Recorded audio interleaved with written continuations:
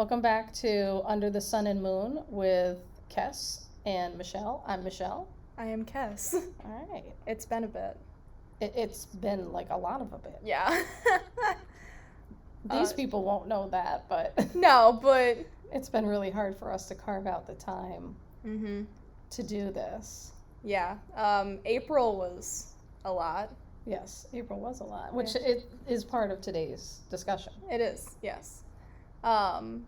Let's see. Because we're going to talk about college. Yeah, we are. Today. And although there are lots of topics to cover with college, the way that we got to this topic for today's podcast is that April was a big month for you because you're graduating this month now. Today is May. It's May. When we're recording this, it's actually Cinco de Mayo today. Heck yeah. I wish I saw a margarita in my future. Yeah, but I don't. I'm not a big tequila person, so that's why I'm not excited about I didn't margaritas. know I was a tequila person until I had tequila. Oh, I didn't know I wasn't one until I had it. See, there you go. So, back to college. Back to college. Drinking. True, yeah. Yeah, but anyway. Let's see, on, what was it, April 17th, I installed my senior thesis exhibition for my capstone class. Capstone is a senior thesis, if you know it as something else. You're a professional photographer. I am, and yep. you are finishing your Bachelor's of Fine Arts in Photography. Yes, I am. So that's what this was for. Yeah, so part of my capstone classes, we have to do a research paper along with creative work. Right. So the research paper was in the first semester, and then the creative work was in the second semester. Right. So I made my creative work based around my research paper, which was about grieving as a young adult and the different ways that grief can affect people between the ages of 18 and 30. One of our chosen topics for this podcast is grief, and we'll be doing several episodes spread throughout the year. Yeah, kind of like a series-ish thing. Yeah, we've got some topics we're going to revisit, just like today's topic. College and education in general, I think, is one of those topics that we're going to keep coming back to because it's a regular part of our lives. Yeah. So I installed my creative work into my senior exhibition, which is required for the class, on April 17th. It opened on the 18th, but it was closed to the public because of COVID. So it was open but closed. Yeah. It was on display, just no one was really seeing it. Right. I did another part of the class. In order to pass the class, is we have to do an oral defense, which is a presentation talking about how your research paper and your creative work go together and how they relate to each other. Right. Or how one defends the other. Oral defense. I thought this was really interesting because I thought this was an awful lot of work for a Bachelor of Fine Arts. Yeah. I mean, I wouldn't have known because I've never, been to college before. Right, yeah. So this is my first go And it does around. seem to be that certain colleges have this theme where they want the senior student to Sorry, I'm just going to take my perform research or create a paper or do something, that kind of caps off their 4 years of education. I did not have that. I went to a university. I went to the State University of New York at Albany, SUNY at Albany. Yeah, and I will be graduating from Casanova College. But, yeah, I think in my graduating class, there's maybe 200 people. Right, and in my graduating class, there was maybe 3,000 people. So I did my oral defense. In my major, there were only 6 people. I did my oral defense. Right. Defending my paper and my presentation. So first, the exhibition was installed. Yes. Then you did the oral defense. Yeah. And this is within days. Yeah, I did. Yeah, I installed on the 17th. My oral defense was on the 21st. It was 4 days later. Yeah. And we actually had to drive out to Kes to do the installation, and we don't live near there. We're like 130 miles away. Right. Then we came home that day. Yes. And then you did classes again. Which was weird. Well, actually, that entire week, for some of your classes, it was just attending not only your oral defense, but other people's in your subject area as respect to your co-students. Yeah, and that some of your friends. Yeah, I like to think that I'm friends with just about everyone in the class. Not because I'm a kiss ass, but because I actually like everybody. Right. So it was mandatory, but I also wanted to go to everybody's. Right. So so that happened. Yeah. So then on the 21st was my oral defense, and then on the 23rd was the reception. Right. 2 days later, we're driving back up to Casanova. And then to attend a reception that is also closed. Right. Students and professors can show up. Thank you, pandemic. Right. And a few people can like bring guests, but you weren't allowed to bring like an entourage. Right. Like I was there with you. Some of the other students. I think I saw 2 other students who had parents show up. Yeah, there was... I don't know if we should mention their names. I'm not going to mention them, but I will mention the work, and you will know who I'm talking about. One was a photographer. Yes. Because their parents were also there installing at the same time that I was there with you installing. Yeah. And then... And one is a painter? One did glass. Their parents showed up. Oh, I didn't see their parents. That was way later. That was way towards the end. Oh, was I in the car unloading things or getting things? No, you were talking to one of my professors. Ah, okay. Yeah. Right. On stage playing songs on my guitar. Right. I love that movie. If you haven't seen that thing, you should. Let's see. Well, who else's parents showed up? Oh, the person, like the last person to install, their parents showed up as well, but they weren't there Yes, very that's long. the other person I was thinking of. Yeah. Right, okay. And they're generally a painter. They did charcoal and chalk and pastel drawings for this particular installation. Yeah, they did. And it was awesome. Fantastic. They were really exceptional. Everyone's work was really good, honestly. But this particular individual's work like just appealed to me visually because I love black and white. It was extraordinarily well executed. Oh yeah. This person has a very fine hand. They're very, very good at what they do. And for working with charcoal and pastels, it was really clean. It was very clean. Yeah, her hands were not clean. No, but the walls were also not clean. We had to wipe them. I actually went up to her at one point and I'm like, are you going to spray these with fixative? Because I used to work in chalk and pastels a lot. And she looked at me like I was insane. She's like, I don't know. And I thought, okay, that was not a good question to ask. But okay, so big, heavy week. Yes. Right. And then we de-installed the same day as the reception. That's right. So the reception ends.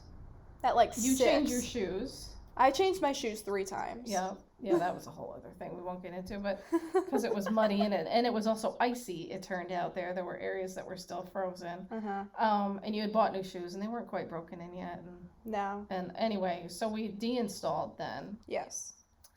And then we went to the hotel and checked in and got Thai food for dinner, which was delish. It was so good. I miss Thai food. And then we were going to podcast that night, but we were so tired. That didn't happen. We were going to podcast from the hotel room. Yeah.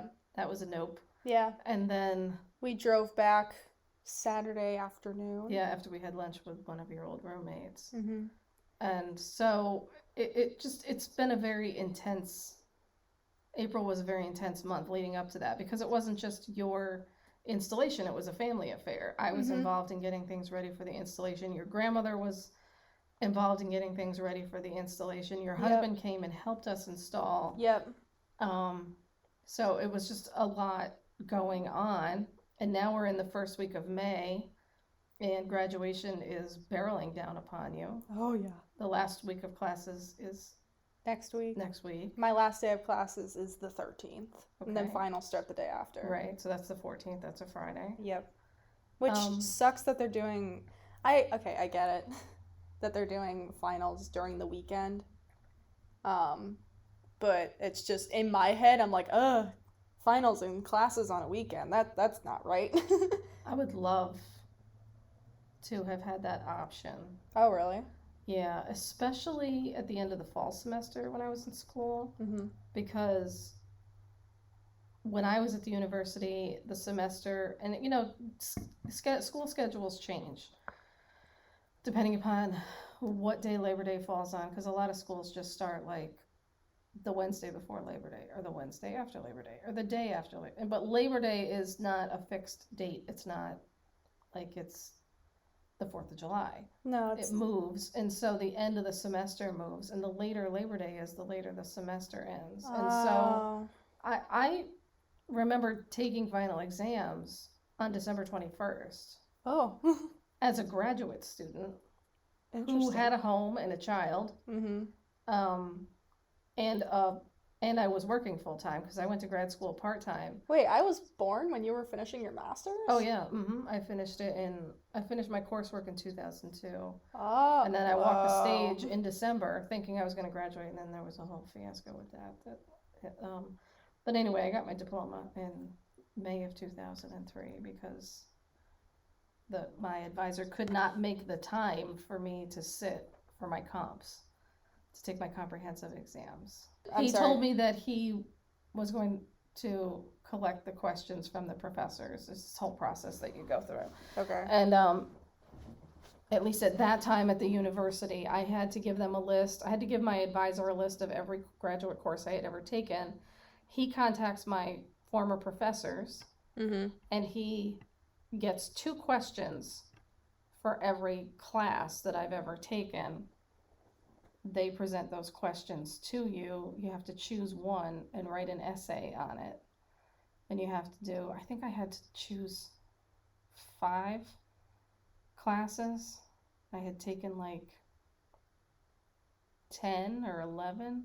Oh, wow. And then I had to write an essay on each one. Oh, Jesus. Anyway, he didn't do it. He wasn't even in the state. And I kept calling and calling and calling, and he didn't call me back. And so I ended up not sitting for my comps until, oh, sorry about my keys, until months later. And actually got my diploma. My diploma arrived when I was in Romania. I'd gone to Romania to excavate, and my diploma arrived in the mail while I was gone out of the country. Wow. Yeah.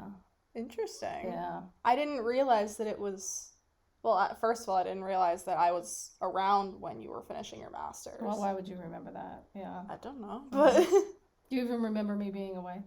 No, Yeah. not a clue. Right. I remember, like, the only reason that I quote unquote remember is because you tell me these things and I remember what you say, but I don't have any memories that were formed by me of you being gone. Right. You were gone for a month? Yeah. Well, a little over a month. I left the Friday before Memorial Day. Memorial Day was early that year. Mm-hmm. And I came home on July the 7th. Oh, nice. Yeah. Okay. Oh man. Crap. I know we keep bouncing all over the place. But let's see. what I wanted to get to the stress. I wanted to get to your husband's feeling the pressure, and it's not about the exams, and it's not about whether or not you'll graduate. We know you're both going to graduate. That's not what it is. It's not even about finals. No, it's not. It's not about your education at all. Mm-mm. It's about the next step. Yes. It's exhausting because Okay. I have been waiting. Well, By the way, I never felt this stress. Oh, good for you. For me, I have been waiting a while for continued education programs to get back to me. Right, because you've applied to graduate schools and you've applied to certificate programs. Which, the certificate programs, they told me specifically when they would get back to me. Mm-hmm. And they've been in decent contact with me, so that's fine. This other place, however, Right. has said nothing. Yeah, not At all. a word. Yeah. So I applied to them in January. Mm-hmm. The last I heard from them was March. Yeah, that was the first school you applied to, I believe. That Second. was the second. Mm-hmm. Yeah. I did hear back from one of them. Right, and that was the new school. Yep, in New York Based City. out of Parsons. Yeah. And that I got rejected. That's fine. Mm-hmm. That's okay. But this second place is not saying anything to me, so that's driving me insane. And that's the University at Albany. That's right near us. That's your alma mater. Yeah.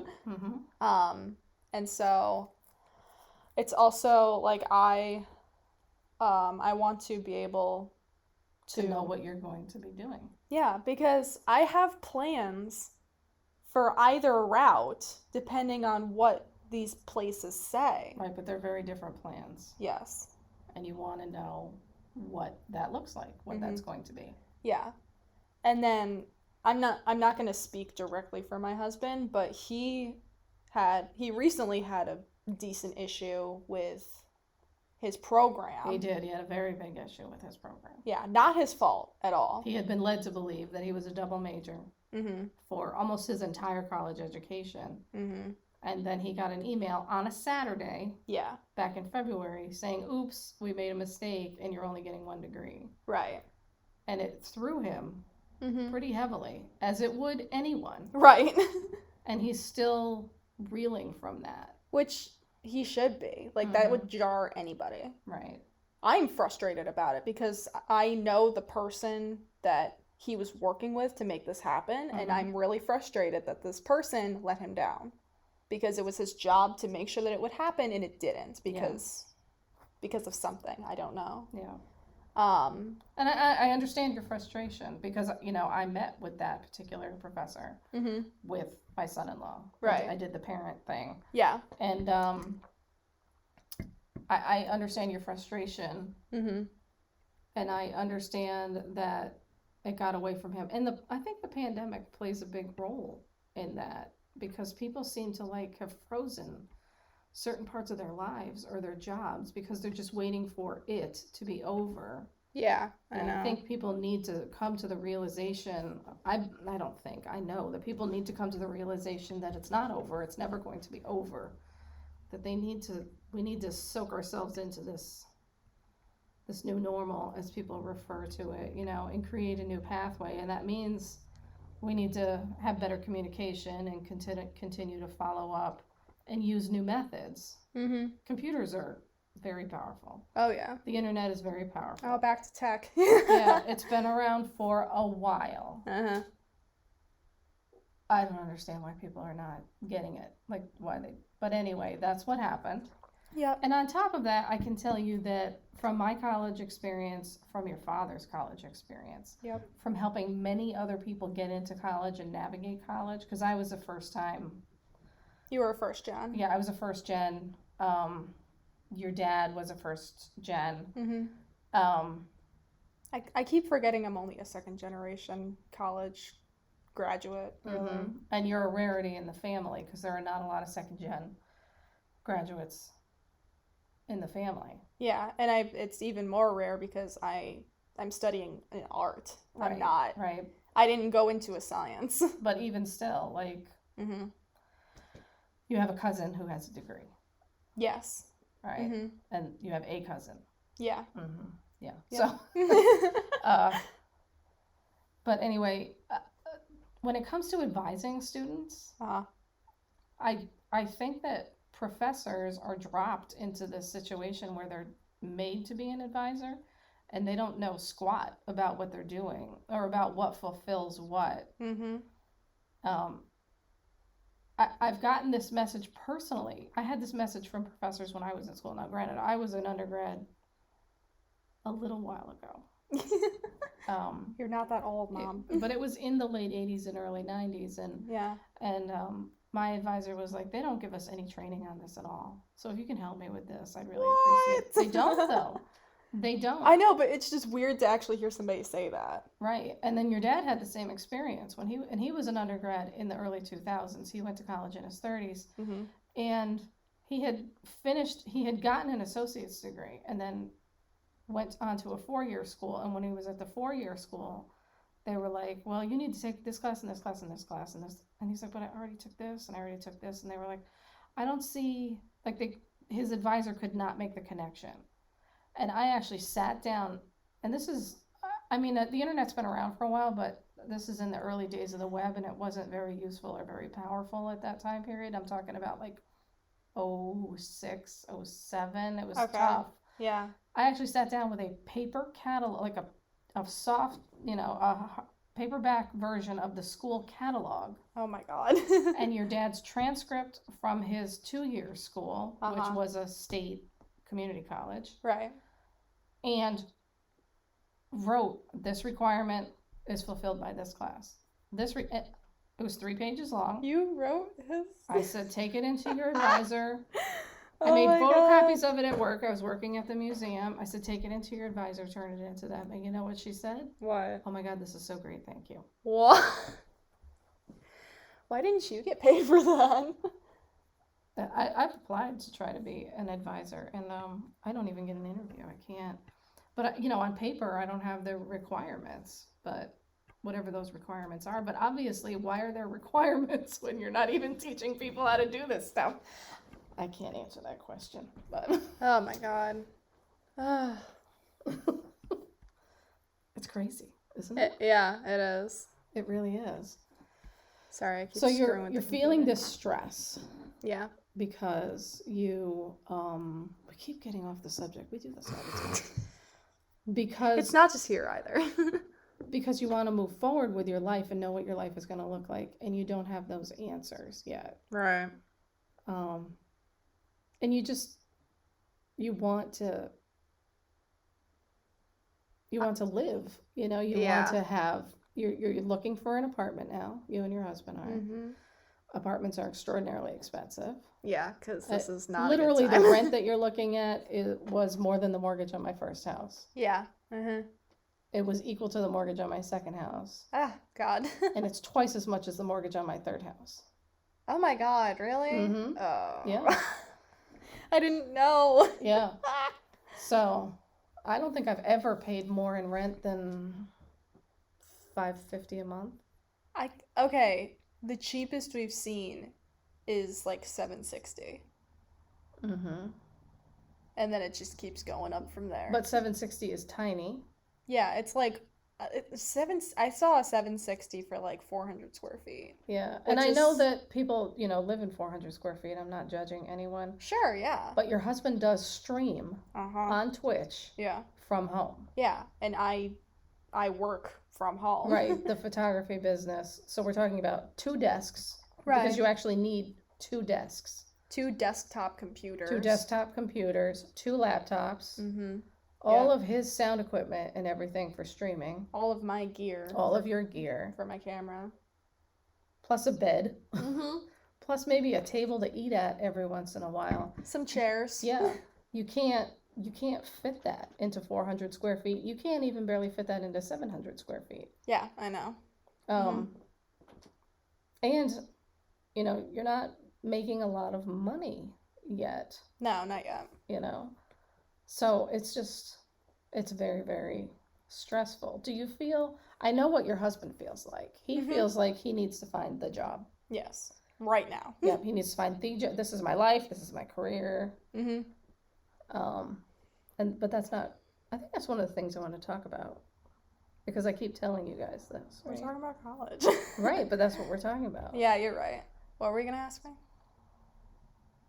You said you had a question. I did have a question? Yeah, you're like, how do you feel? And then you went off about my husband and how do you feel about having to make a choice that affects your future? I feel like Have I gotten through to you on this? What do you mean? It doesn't matter. No, I know. That's what I was going to say. Because, I can make as many choices and decisions as I want about my future. Does that mean it's going to always happen that way? No. But I feel comfortable. I feel more comfortable about going with the flow than other people I know. Than your husband? Yes. I'll say it. You don't have to say it. Yeah. Right. Because I feel like I've been living in this state of going with the flow for a long time. This is kind of our lives. Yeah. I haven't really had a choice but to just let things happen. Right. So I kind of also feel like if I come to this place where I feel like I need to make a decision that is 100% going to happen with my life, I get nervous because I will also be waiting for it to change. You know what I mean? I see. Okay. So, like, I'm not necessarily afraid of change. Sure, it's scary sometimes, but I expect it way more than I used to. I Right. expect things to just up and just morph all the time. Right. So I just don't know if I care as much, you know? Because, for example, with the apartment, my husband and I found an apartment that we love. Right. Love it. I am more okay with it not happening than he is. And that's simply because I am used to things like that happening. And he's not. Right. Right. Yeah. He has lived until recently, he's lived in the same house his entire life. I've moved how many times? Yeah. Let's see. There was the apartment and the first house and the second house. And the third house. And then you actually lived at his parents' house for a short time. And now we're living with your aunt and uncle. We've been there for a while. Yeah, and so that's not counting the amount of times I've moved back and forth from campus into different places. So that's six times, not counting campus. Right. Counting campus, it would be like 9. Right. Yeah. And because we haven't really had a permanent home, when we say moving back and forth to campus, we mean moving. Yeah. Everything would come with me. Yeah, like you have a storage unit out there even, because there's just not enough room, you know, for all of the people and the things to be at your aunt's house. You have a storage unit. I have a storage unit. Yeah. With your grandmother. Yeah. Who's also living in the house. Yeah. So I think, you know, what I wanted to try to get back at was to people that are listening. To people who are transitioning from high school. Yeah. To people that are transitioning from college. Yeah. To people that are transitioning from graduate school. You know, there are lots and lots of situations where people are making life choices, and they're long-term choices, and they're very satisfied with those things. Yeah. And there's a certain level of security in those things. Yep. You know, we know a lot of people that work in the prison system because there's a large prison nearby. And so it's a big employer locally. Yeah. We know a lot of people that work for the railroad. Yes. Because there's a large railroad hub nearby. Your uncle actually works for the railroad. Yeah, we know a lot of people that work in insurance. We know a lot of people that work, yes, because there's a lot of members of the family that work for a particular insurance company. And they have a large office nearby. We know a lot of people that work in the cement plant. Yes. Because we live in a heavy mining and cement production region of the country. Yeah. If you want concrete, you come here. You definitely should live here. Yeah. And that was actually the industry that my dad worked in. He was a welder, but he worked in the cement plant. He built forms that the cement was poured into to make like beams for bridges and that sort of thing. Right. So and they tend to be long-term careers. We actually know a couple of people that work as diesel mechanics. Yes. You know, like trade. Yeah, stuff. in the trades we know people that are in cosmetology. Yeah, we know people that work for and in the union. We know people that work in government. We know a few people that work in law enforcement. Right, but we also know people that kind of move throughout their careers, you know, people that have been in private industry that have, you know, I'm one of them. Yeah. Your dad was one of them. Yeah. I actually know someone that's worked in government for their entire career, but has moved throughout different offices in government and different agencies. And that has to do, I think, at least for me, it's about ambition. Yeah. Not saying that other people aren't ambitious, but I know that I am. Yeah. And, you know, the dirty A word that people use about women, because women, ambition is supposed to be a nasty word when you apply it to a woman. And right, because it makes them bossy and it makes them rude and stuff. Yeah, except It doesn't. It does. That's not what I am. I'm not bossy and I'm No, not rude. that's what I'm saying. Other people associate ambition Right. in a woman too. Yeah, men are allowed to be ambitious, but women are not. Right. Except that they are. And so, as I have worked my way through my life and through my careers, once I get to, it's not even a glass ceiling, I don't think, in some cases. In some cases it is. But I'll get to a certain point where I'm like, well, I need to make more money. And they're like, well, there is no more money. Right. I just leave, which means I end up having to completely change my career. Right. I have a bachelor's degree in linguistics. I've never practiced as a linguist. I have a master's degree in archaeology. Yep. I started out at the museum as an archaeologist and couldn't get anywhere with it. Yep. So I left, but I stayed in the museum. I went to museum education and I taught. Yep. Which you're a great teacher. Thank you. I love teaching. Yeah. I'm not saying that because you're sitting right here. But again, I was getting to the point where I was maxing that out. There was no way for me to move up. Right. And there were other positions opening up. And someone actually came to me personally and said, we want you to come to exhibit planning. We need you to apply for one of these jobs. Yeah. And so I did apply on the very last day because, job postings have an end date. It was closing at 5:00 on this particular day, and I'm pretty sure I emailed my resume out at 4:45 because I loved being in education. Yeah. And I really wasn't looking forward to having to change jobs again because it is stressful. But I got that job, and I moved up, and I was only in that position about... You weren't there long. I was actually in exhibit planning and design for 2 years. And was really just kind of not just doing exhibit planning, but because I had been in museum education, I was acting as a liaison.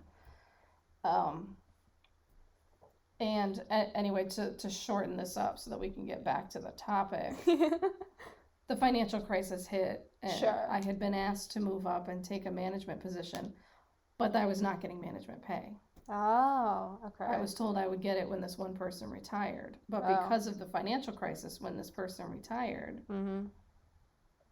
they didn't end up backfilling that position until I had actually been gone for almost 2 years. Oh, really? From my job. Oh, wow. Yeah, and they backfilled the position at 50% of what the previous person had been making. Oh, wow. But when I was doing this, when I was sitting in on this management job, I was the only woman for a long time, sitting at a table with 5 other men, and I was making half of what the lowest paid man at the table was making. Great. I love that. And your dad had lost his job, and because of the financial crisis and what was going on with that, and so we ended up selling our house and moving to Cincinnati, which was a complete fiasco. But anyway, I've never felt tied to having to stay in one place. If a job isn't giving me what I need, I'm going to go. My job in education paid fairly well. I was okay with the pay. Yeah. But I had worked myself into a position where there was nothing more to learn. Oh, where I had one colleague in particular that was fighting against me because my boss would send that individual to me for answers because they didn't have time to deal with this person. Yeah. And they would just turn to me and say, "You're not my boss," which is true. And we were paid at the same grade level. Within government, they have these grades. Yeah. And so she had no obligation to listen to me. And I was just like, I just found myself really frustrated. Yeah. And so I left. Making more money was nice, but I left for peace of mind and to learn something different. Yeah.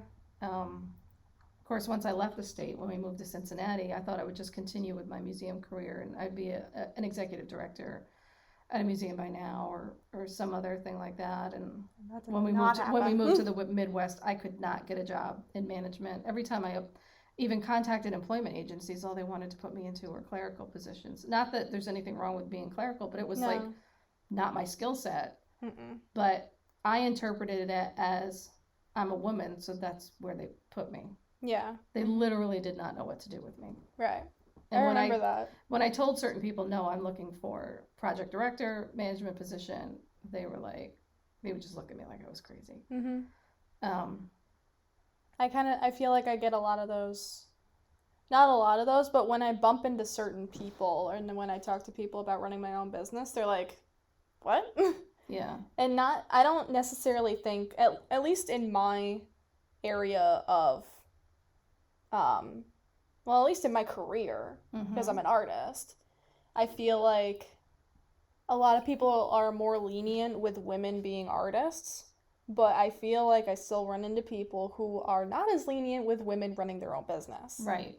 So there's one thing to be an artist, but it's another thing to demand to get paid for it. Right. Because especially with the whole although artists in general get screwed. Yeah. There's definitely something to be said about being a woman and making demands. Are we talking about gender now? Oh, probably. But anyway, like the second point I was gonna make is I get a lot of interesting feedback, looks, comments from people when they realize how old I am running my own business. Because I will run into people who are like, you are not old enough to have the experience to run your own business, versus... I don't know why people make those judgments. It's so bizarre. I don't know. Versus people who don't, like... Actually, not really versus, because neither groups of people I was going to say take me seriously because of my age. I'm going to be 22 in August. And but there are 22-year-old entrepreneurs. Yeah, but I'm not... But they're not that common. Right. And I think people have this preconceived notion that because you're graduating from college, you should get a quote-unquote job working for a company. And then do this as a side hustle. Right. This is just a thing. Yeah. It's not going to be my main source of income. Because we spent $150,000 in education for you to have this as a side hustle. Right, yeah. Yeah. I don't know why people do that. And also, you know the people I'm talking about who really truly believe that I need to have this as a side hustle and then do something. You need to have a real job. I need to have a quote-unquote real job. Yeah. Until you get this established. Because it's not established. Well, also, I think people don't understand the amount of effort that it takes to start a business. I don't think a lot of people understand the amount of effort that it takes to start a business, A. But in my case, B, to run a photography business, because I am the accountant, I am the editor, I am the photographer, I am the blogger, I'm the website manager, I'm the social media manager. I do a lot. But it's not just a photography business, it's being self-employed. Yeah. You know, when you're self-employed, you spend a lot of time doing those things. Yeah, but those are the things that people overlook. So you're because of me, I guess, and your dad, you don't feel the pressure that people want to put on graduates to make a major life decision and stick with it and be a regular, traditional, I guess, contributor to the workforce. Yeah, because you're looking to be a small business owner. Yeah, because you and Dad have instilled in me, thank you, by the way, to just do what I to make your own want path to do. Yeah. Like, do what's necessary in order to survive, obviously. But in terms of listening to other people and telling them them telling me to, like, go corporate or be an employee for a little bit or do part-time this and part-time that, no. I've also done that. Yeah, I know you've done that. And it doesn't work. I took that path very briefly as doing my business and a part-time job. Never again. I have told myself before, I can't do it because I am not built to be, I'm not really built to be an employee, period. I think I've kind of come to that conclusion as well. Not because, like, I say that not in terms of, like, because I don't handle authority well or I don't like listening to people. No, you're fine with that, yeah. Yeah. Your dad was not, but you're okay with it. Right. But for me, it's just, I can't pick out the exact reason as to why. But I know that I think it's just the environment you were raised in. Yeah, okay, I know what it is. I was built so often and so well to be an individual, that if you put me in a group and ask me to be like everybody else, I'm not going to do it. Right. And that's one of the reasons that I cannot do jobs like that. Because So what advice do you have for other people that are finishing high school or college and are being told that they need to make a major life decision right now? First of all, they don't, because that's not up to everybody else. It's up to them. It's also not true. Yeah. You could be a photographer right now, but in 5 years or 10 years, you could be doing something else. Who knows what? I could be teaching. I could be an author. I could do something totally unrelated. We could still be doing this podcast. I hope we will. It's part of my 5-year plan. Okay. I did not realize that there was a 5-year plan.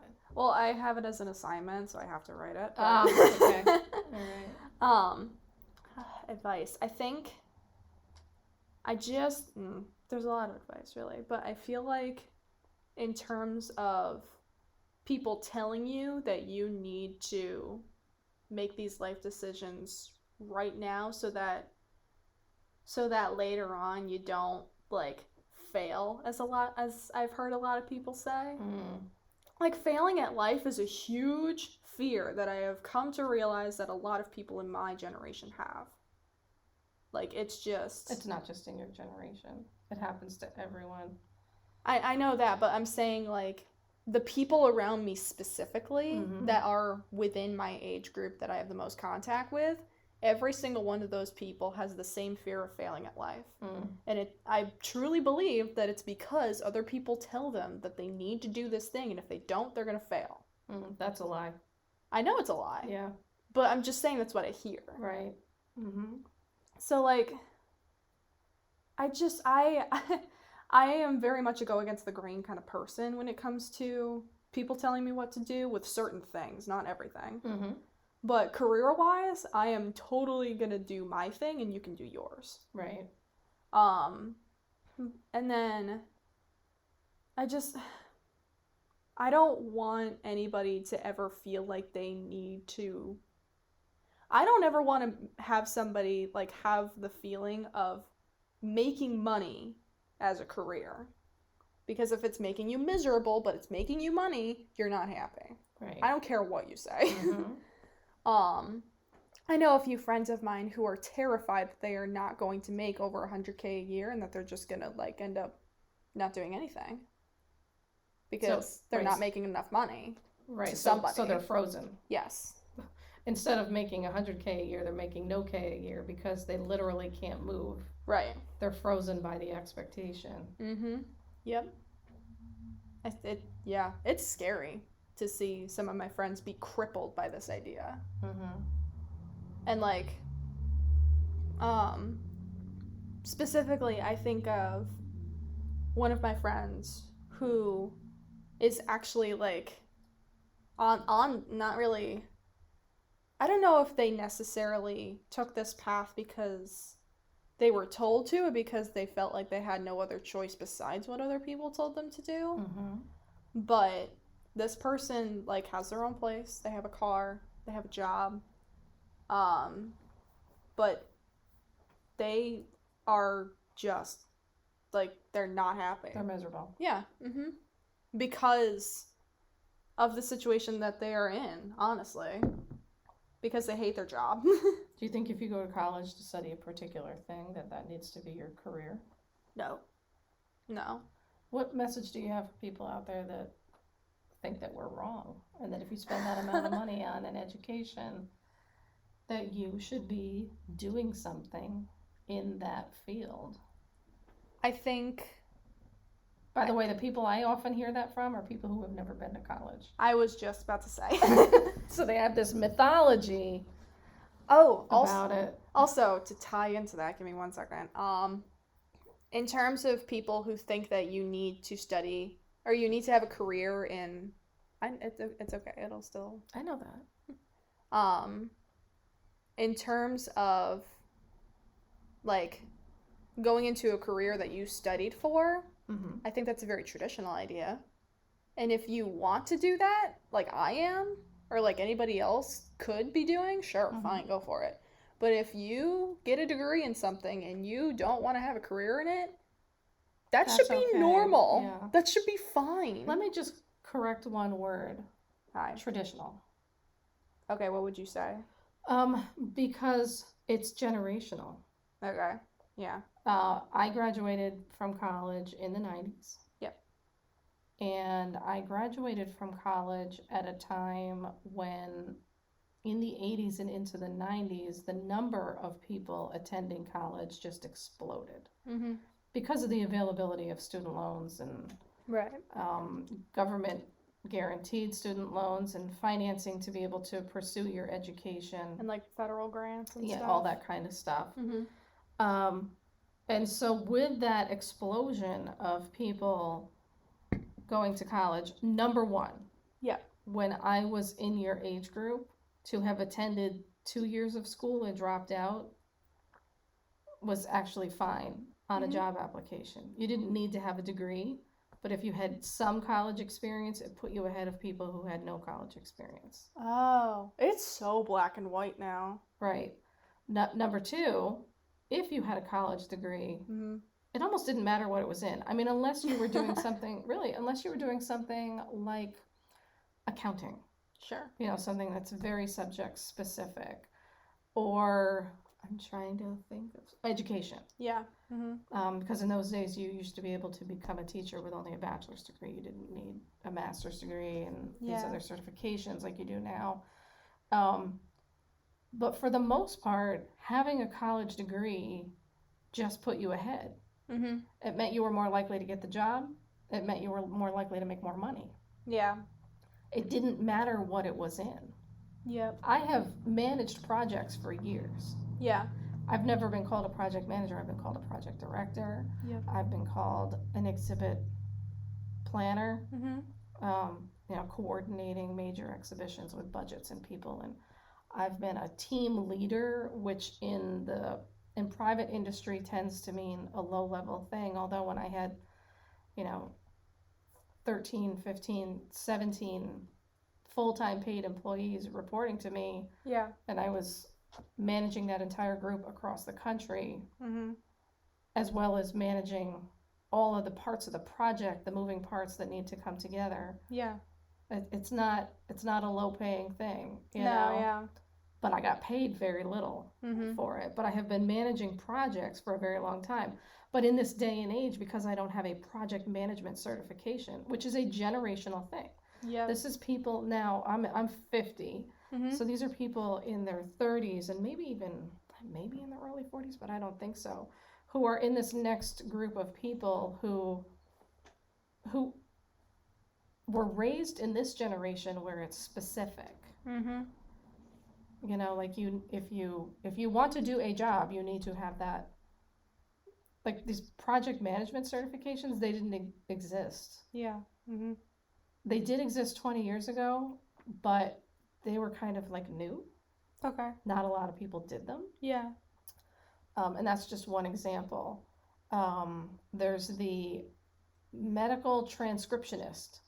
Well. There's a you can actually get a certification for that. Okay. And that was not a thing 30 years ago. Sure. You just became a medical transcriptionist. Mm-hmm. There seems to be this mythology where companies don't want to train you. Yeah. That. And they really don't train people. They just kind of drop people. Mm-hmm. They think they train people, but No. they really don't. And they kind of drop people into positions because they assume if you have this education, then you must know what you're doing. And they don't want people who don't have the education. But that doesn't necessarily mean that people don't know what they're doing. I think that we have this weird sort of, and it's from people before my generation. I'm 50. Mm-hmm. It's before you. It's before Gen, me that people Gen X. seem to have. Yeah, it's definitely in that baby boomer generation where there's this concept of if you go to school for this, you should do this job. Mm. Although they were the people that were hiring people in my generation who said, well, if you went to college, at least you'll know more than someone who didn't go to college. Right. But that turns out to not be true either. Yeah. Can I say something? Yeah. Something that I really wish was more normal, because I've been seeing it from, I don't know if it's a generational thing, or if it's literally just the people that I'm exposed to, I wish that it was more normal for people to, like, people in general to just think that college is not a waste. Because, here's why. At least in my department, in my arts and design department, there are a ton of careers that you can study in college that you can also have if you don't go to college. Right. And because of that idea, I have seen people drop out. I have seen people switch majors. I have seen people just kind of bash all over college because it's just this quote-unquote expensive piece of paper. I wish it was more normal for people to think that college is not a waste, because I have seen people and heard people say those things when they're unhappy with the degree that they're studying. You see what I mean? Yeah, okay. So, like, you were talking about needing certain certificates to do this thing. If you don't go to college and you have this, at least I'm using my department because that's really all I know about right now. Excuse me. If you don't go to college and you have a career in being an artisan, fine. But also, if you go to college to become a better artisan, that's also fine. But people think it's weird. I've met people who think it's weird when you go to college for art because you can do it without a degree. You see what I mean?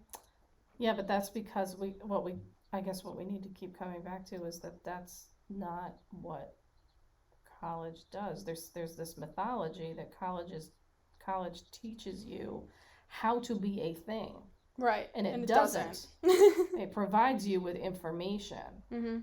College didn't teach me how to be a linguist. College didn't teach me how to be an archaeologist. Yeah. College didn't teach me how to be a photographer. It taught me skills about photography. It taught me about the history of photography, developing techniques. Yeah, it taught me skills on top of existing skills I already had. Right. Although I will say, college taught me how to critique. 100%, I will say that. Because I had never done it before. So that's something it did teach me, but everything else, it's just additions onto things that I already had some experience with. Right. I went to college for photography because I wanted to be a better one than the one that I already was existing as. Right. But there's no trade school for that. So you went to college. Right. If there had been a trade school for it, oh sure, you would have done that. Yeah, like a in this area it's a BOCES program, like a vocational kind of thing, or an apprenticeship program. You know, a lot of people get into like the carpenters union, and you know, you do apprentice journeyman, you know, that sort of thing. Yeah. Which is kind of my field that I'm in right now. I think that sewing should have that sort of program. I yes, think it should. There should be an apprenticeship program and then a journeyman level, and you know, moving up to expert or professional or whatever the case may be. Yeah. I guess professional is a bad word, because once you're getting paid to do a job, you're a professional. You just may not be the same level professional as someone else. I think, hang on a second. I think that the word professional is subjective.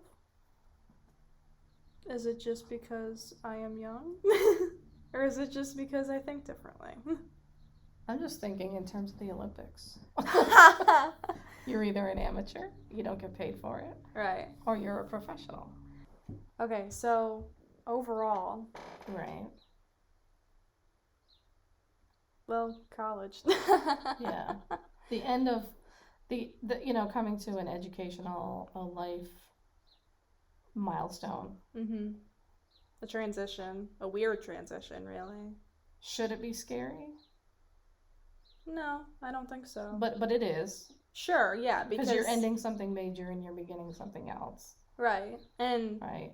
For people, like, again, I said earlier that I'm kind of used to change. For people who aren't used to it, it can be pretty jarring. Sure. Yeah. But it shouldn't be.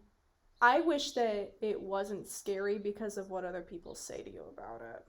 I wish that you could, like, anybody could make their own decisions about how they feel about college based on their experience and not necessarily what they hear from other people. Mm-hmm. I think that's kind of what. I think that's a general theme of what I was just trying to say. Yeah. That's a good point. Yeah. What about you? I think that I want people to be nicer to each other. Mm-hmm. I'm not saying that there's not a certain level of harsh reality, No, yeah. you know, with life and being an adult and, you know, trying to put a roof over your head or, you know, keep heat on if you live in the north like we do, or air conditioning if you live in the south, or, you know, food and all those other things. Yeah. That's enough pressure. Yeah. It really is. Yes, it is. And it shouldn't be pressure. We No. should just be nicer to each other. Yeah. This And not even just in aspects of college, but just everywhere. in life, we should really be nicer to each other. Yeah. When I want someone, when they, in my age group at least, or in any age group, when they talk to someone in your position, when they see someone graduating from college or graduating from high school, I want them to ask them not what they're going to do with their life, because it's just stupid. That's such an ugly question. It's a stupid question. But to ask them, I like it when people say, do you have any plans? Yeah. You know? Cause what are you doing this summer? Yeah. To take time in more digestible chunks, and to not present someone who is 17 or 18 or 20 or 21 or 22 or even 25 with this concept that they need to know what they're going to do with the next 5 or 10 or 20 or 30 years of their lives. I want people to allow people to live more digestibly, you know? I've been asked the question of, so what are you going to do with your life? Quite a decent amount of times. Have you ever said, I'd like to be alive? I think I might eat breakfast. There's a few specific people that I'm not going to name who have asked me that question quite frequently, and you know who they are. Sure. Yeah. And I've resorted to telling them, because they ask me so often, because they don't believe that I can make a career as a full-time photographer. When they say, what are you going to do with your life? And I'm like, I'm going to do whatever I want. It's so funny when you talk about that. I mean, we're going to talk about that in another podcast, but like, how many things in the world have to do with photography? Images are everywhere. Like, I'm looking at my coffee mug, and there's it's graphic design. What about this? But that has a photo on it. Yeah, I'm drinking. It actually has multiple photos on it. Yeah, I'm drinking an Arnold Palmer half and half iced tea lemonade. Right, so it's got a picture of him. Yeah. It's got a picture of his autograph.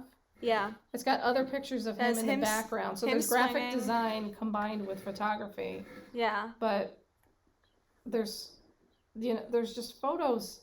The images are everywhere. Advertisements, Instagram, Facebook, every single social media platform you use, there is photography. There are lots and lots of people working as professional photographers.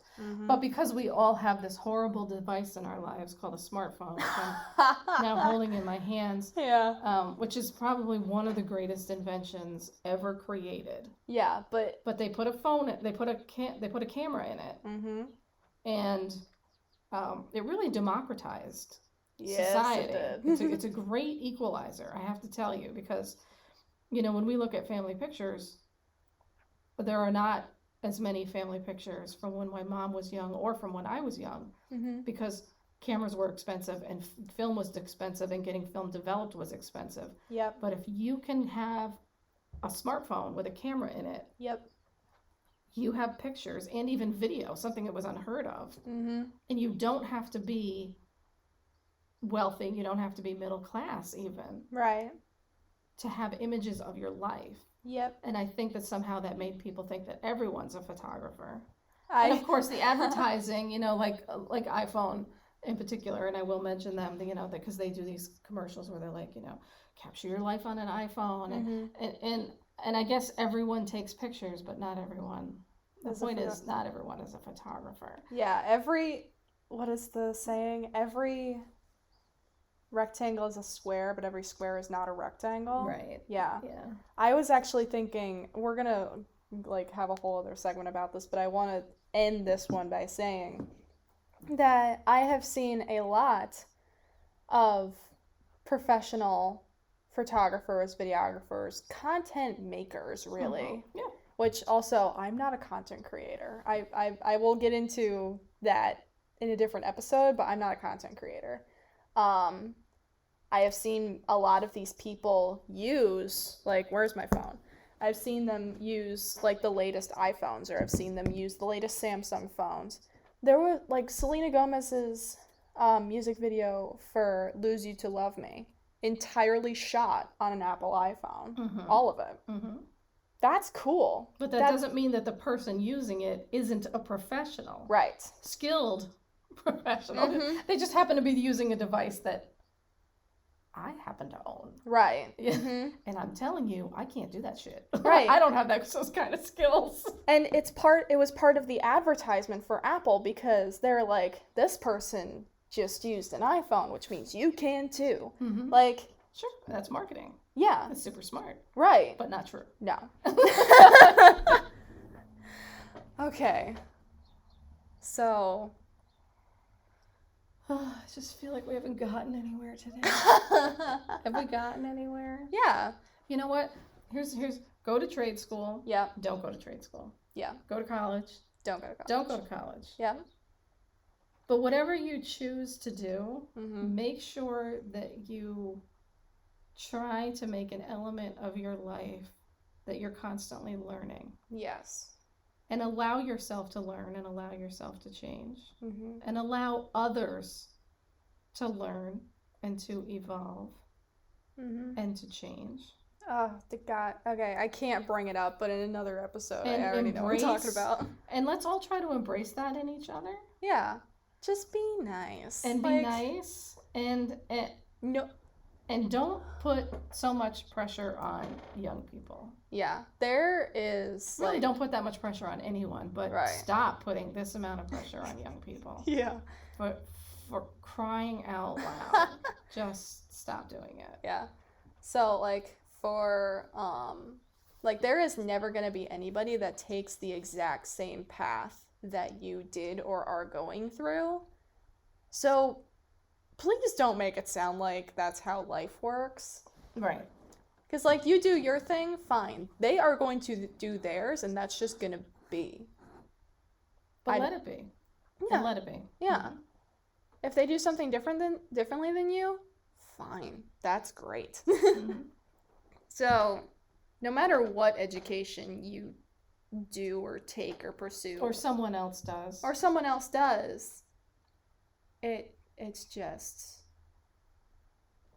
it's just gonna be however it's be gonna happy for them that they've completed this major task. Mm-hmm. Stop judging them by the amount of money that they paid or didn't pay for it. Or the amount of money that they are going To earn or not earn. Right. And maybe they don't even do anything with that particular subject matter. That's also fine too. That's completely okay. Yeah. The world will not end because someone made a decision that you don't agree with. Yeah, and the world will also not end if they made a decision based on what would make them happy and not what would make them the most money. Excellent point. Yeah.